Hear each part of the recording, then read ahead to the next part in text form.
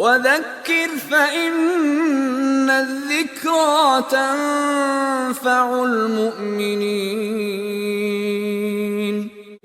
Sometimes when you're a new Muslim, you get a prayer chart or a chart with the prayer times from your local masjid, or you might even download an app, and it's got all these words that you're not familiar with, right? Adhan, Iqama, Dhuhr, Asr, etc., etc. And it can lead to a lot of confusion and a lot of misunderstandings. I recently had someone tell me that they thought that they weren't allowed to pray past the Iqama. And then other people I know have told me that they used to think that they had to pray right at the adhan time, and that the prayer wasn't acceptable if they waited. And so there's a lot of kind of misunderstandings that can happen. So the way that prayer times work is that prayer times, they exist in a window, right? It's not a moment. You have a whole window of time where you're allowed to make that prayer.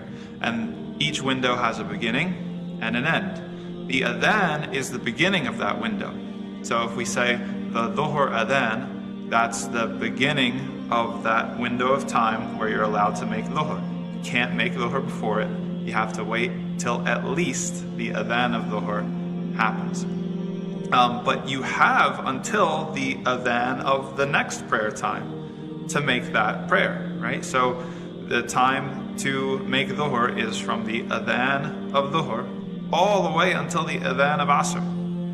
Any time in between those two, you can make your dhuhr prayer. And the same goes for the next prayer. So for asr, the beginning of the time for asr is the adhan, and then the end of the time for asr is the adhan of maghrib, and so on and so forth. The only difference is with the fajr prayer. The fajr prayer is a little bit special because the beginning is the same. The beginning of the fajr prayer time is the adhan, but the end is something that maybe you'll see on a prayer chart, ishraq or shuruq, which has to do with not dhuhr, but when the sun rises. So that's the end of the time for fajr prayer. So you don't have to worry if you're a student, if you're in school, if the adhan time comes, you don't have to run out of your class and pray right then. You don't have to get yourself in trouble with your employer. You can wait until your next break or your next moment in between classes, or even until you're finished work. If it's within that entire prayer window, then you're good, right? Now, what's the iqama? The iqama is simply whatever masjid you're following, or whatever masjid gave you that prayer chart, then that is when they gather in the actual masjid to pray. It has nothing to do with when your prayer is allowed to happen. Are you allowed to do it before or after? It has nothing to do with that.